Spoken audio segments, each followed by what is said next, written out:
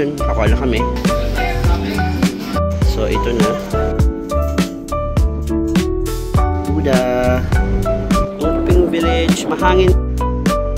Ito yung Foreign Minister.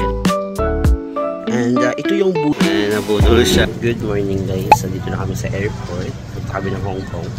First international travel namin. So excited kami. Dahil na kami sa travel tax. Ang next step is check-in na kami. Check-in. Para i-drop yung mga luggage namin. Mga around 3 to ang binayaran natin. Tapos pwede pala magsabay na magbayad doon. So dyan kami nagbayad guys. And yun nga, punta na tayo sa Cebu Pacific. Ito ata yung para sa online check-in. Na ilalagay na lang yung passport. Pero hindi pa pinapagamit ata. Drop naman namin bag namin sa Cebu Pacific. Dahil na kami mag-drop ng baggage. Nakuha din namin yung boarding pass namin. Immigration na. So bawal na video. Bye-bye. So nakapasa na kami sa immigration. Yay! Ang sarap sa feeling pag nakakapasa sa immigration. Wala naman tanong sa akin since nauna nga yung asawa ko si baby. Sa kanya, anong tinanong sa'yo? Ang mga tinanong sa akin, saan ako nag-work, sino kasama ko, and kailan bumalik, yun lang naman. Sa akin, ang tanong lang kung anong trabaho, tapos sabi ko wala. Tapos yun na, picture agad. Tapos sabi niya, anong pinagkakabla ko? Wala din. So ngayon yun yung natin, experience sa immigration. So ngayon, punta na talaga tayo sa Hong Kong. Flight na lang, di ba babe? Excited ka na? Wala lang akong pandinig. Hindi kasi siya makarinig ngayon, pero tingnan natin mamaya since nag-inom naman siya ng gamot. Dito na kami sa baba. Nag-aantay na lang kami mag-board. Diba?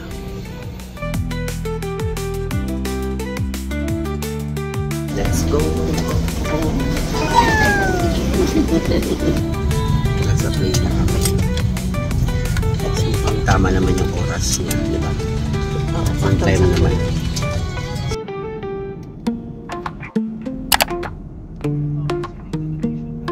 Sun is shining bright.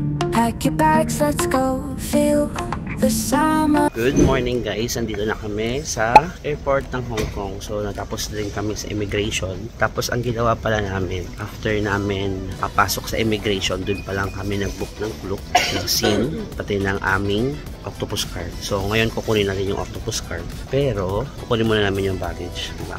Tapos wala naman tinanong sa immigration dito. Like, nag-smile lang ako.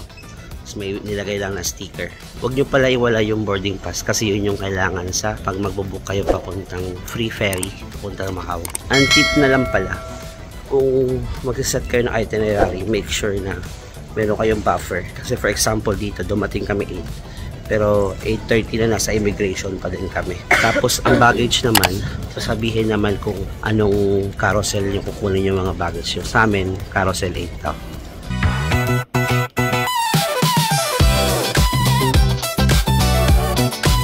Namin luggage namin. Yan. So ngayon palabas na kami para kumuha naman ng octopus card. So after namin mag-immigration baggage, pupunta naman tayo ng customs naman. Ayan, customs. Kung may i-declare tayo, wala naman kaming dala. Ang first plan pala natin today is mag-ngungping tayo. So hindi pa kami nag-book since tinitingnan namin yung weather. Pero mukhang maganda naman yung weather ng Hong Kong. So, let's go. Tapos, basa lang kung saan kayo pupunta. Okay, dito na kami. Okay, ayan yung spot sa likod. Yung parang LCD screen dito sa airport mismo. Ayan. So, LCD screen lang siya. Pero ang ganda. So, ang sabi sa Klook, ang octopus card daw kukunin sa 8:13. So, ayan siya, 8:13.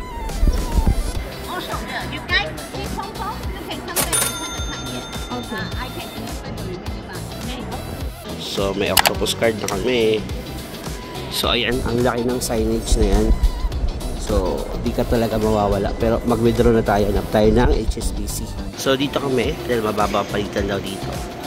Tapos andito lang to sa labas. Ayan. So dito pala sa Hong Kong, gagamitin natin is GoTime. Pwede to siya gamitin sa mga bus, pero may octopus card lang kami. So ayun, ako na kami. Bus naman. So, kumusta ka, babe? So, wala akong marinig. Para ako nasa ilalim ng dagat. May sipon kasi siya. So, parang pagising niya kanina, Hindi siya makarinig. So, yun yung problem. Nakakainis sa tuwing may lakad. Doon ako nagkakasama. Last time meron siyang dito sa ano. Old sore. Sana maging okay ka, babe. Sana. Pero ang ngayon, ang target natin is makapunta sa bus terminal na. Punta tayo ng Tungchung para sa Ngongping. So, meron dito information board. Andito lahat kung saan sasakay, kung magkano ang pamasahe, ano ang route, ano yung bus. And since Tungchung tayo, nasa green tayo ngayon. So, pupunta tayo dyan. Antayin na natin dito. Pero parang pamasahe is around $4 lang. So, times 7 lang lagi since nasa Hong Kong nga tayo. Ayan, Tungchung. Punta tayo dyan. $9.56 ang next bus. $3.7. So, dito yung mga poste. Nakakulay green naman. So, punta tayo ng S1. So, ayan, S1. Tapos sa harap lang dadaan. Kasi doon magta-tap in. So, dito kami sa taas ng bus. Ito yung S1 na bus. Punta kami Tungchung na. Luggage namin na sila.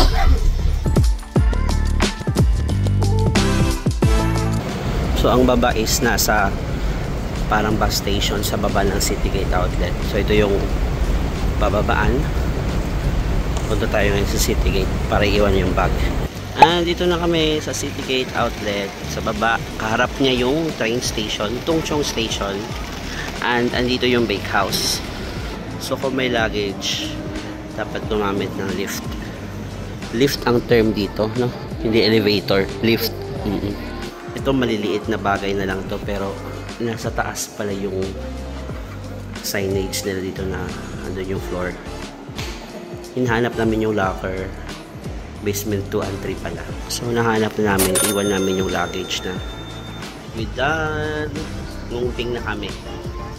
So, ang kinuha pala namin doon is large na storage. $40 siya. So, I'm not sure kung ilan yung mababawas mamaya kung ilang hours kami doon sa Ngongping. Pero ang target namin mag-bake house muna. First order in business. Kakalapag lang. Bake house agad.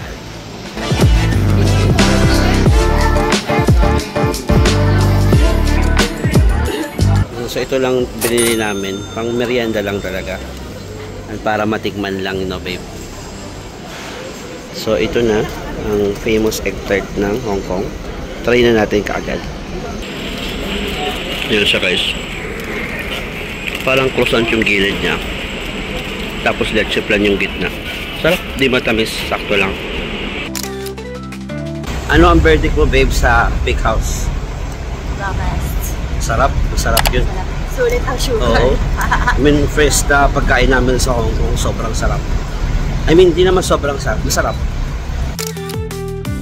So, dito na kami, nakabook na kami sa Klook. So, ang ginawa namin, naulang kami nag-book ng Klook kasi nga, hindi namin alam kung maulap.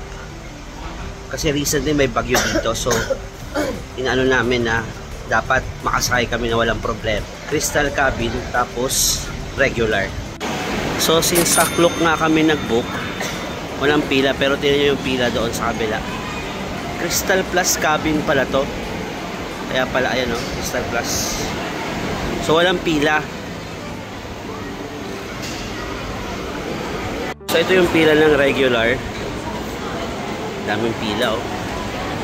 So, nasa Crystal cabin kami. Tapos, glass kami, oh. As in, oh. Oh. Siya. Ngongping. Pero maganda dito dahil crystal. Ganda, oh. Ayan siya, guys. Nasa dagat na kami. Susolo namin yung buong cabin. Sobrang taas na, oh. Tingnan mo sa gilid. Happy.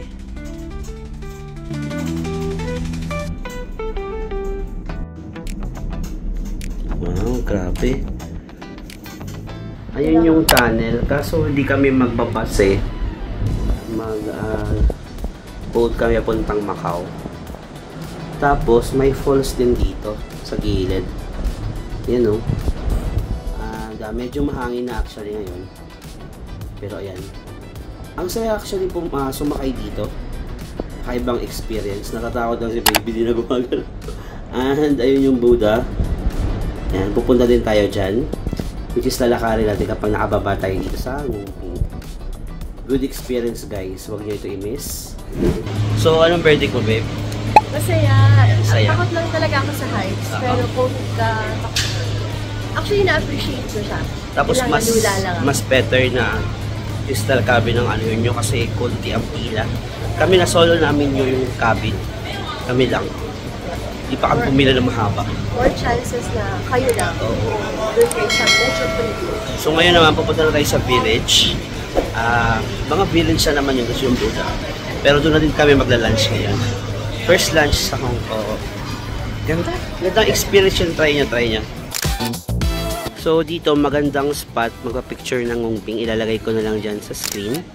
Timingan nyo lang na dumaan tong cable car. Then, meron dito map kung saan nyo gusto pumunta.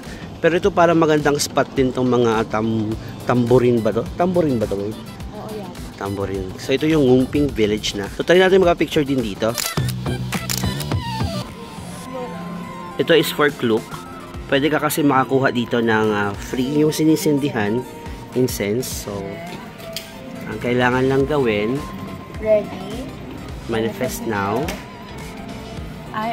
Start speaking pa. Start speaking pa. First, I can reach new heights. Stop speaking. Ayan, congratulations! Wow, thank you, Klook. So, may makukuha siyang incense.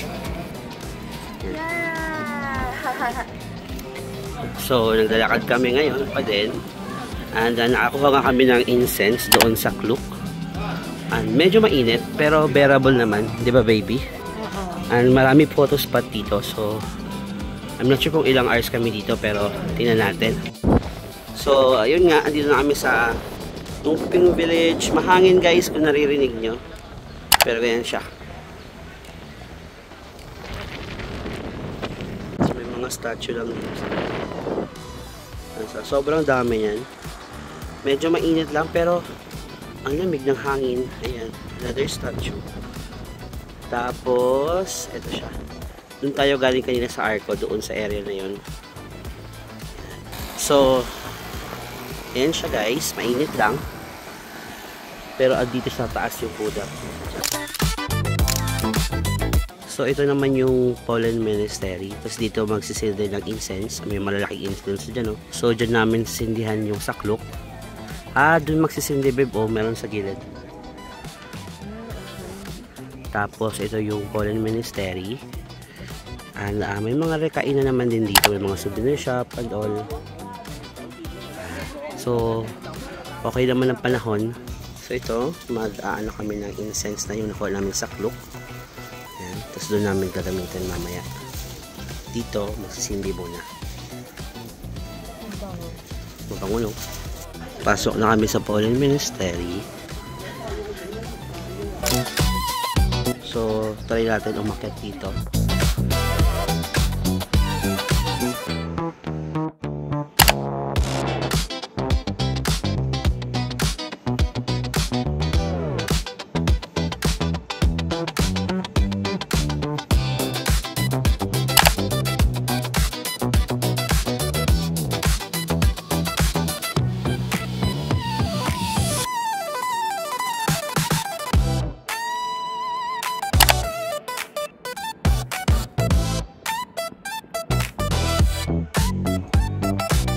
Ito naman yung Pollen Monastery. Hindi lang ma-justify sa video.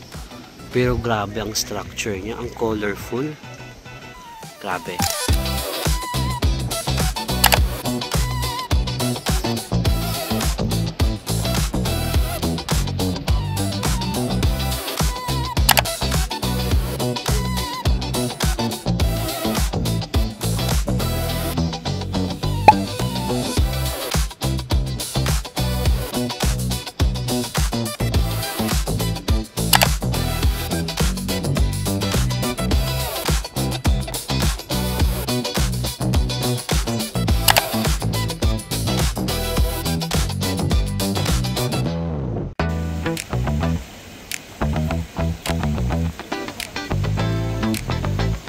So, dito na kami kumain sa may Pollen Monastery dahil sobrang init.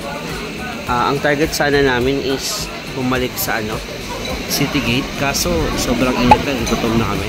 Pero Dele Vegetarian Cafe. Ayan siya. And ito yung food namin. Kung sa Philippines, around 700 na to. Pero not bad. Mango sago. Tapos ito tatlo siya, $30. 30 din to. Doon na kami kumain. And sarap. Ang lasa ng food is local na local. Kaya kakaiba. And yun naman gusto namin, matry namin yung mga local food, di ba? Regardless kung hindi siya yung standard ng palate nila. Pero parang iba kasi sa feeling pag natikman mo yung Kinakain nila on a daily basis. Parang gano'n. Masarap, masarap. Kakaiba yung Na-appreciate namin. ibang pansit, pero masarap. Ganun siya, no? Masarap siya for us. Pero syempre, iba-iba naman. Good job, good job. So, tapos na kayo kumain. And pauwi na kami.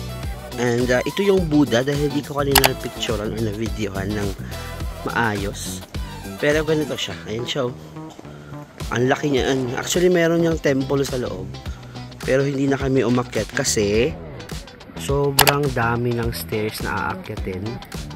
And malaking structure naman siya pero ayan, ang ganda naman niya. Oh, ganda. So far, dito kami nag-ikot-ikot.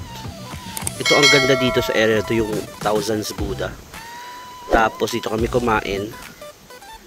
And yeah, andito yung Buddha natin. Ayan yung map. So far, yan yung buong monastery. And ganda dito, ganda. So nabudol siya. Binili niya yung souvenir sa Ngumping. Asan na yun? Okay, mamaya tingnan natin kung ano yun. Nabudol siya. Hello guys. So, dito kami ngayon sa may City Gate. I-retrieve lang namin yung aming luggage. So far, malamig dito. Kaya, ay, sarap. Ang init kasi doon. Pero, walk check. 10,500 steps na 14K na ako. 14K ako. Grabe. Worth it, worth it. First day pa lang. Ano pa lang yun? Alauna. Alauna pa. Grabe. Grabe. Worth it, worth it.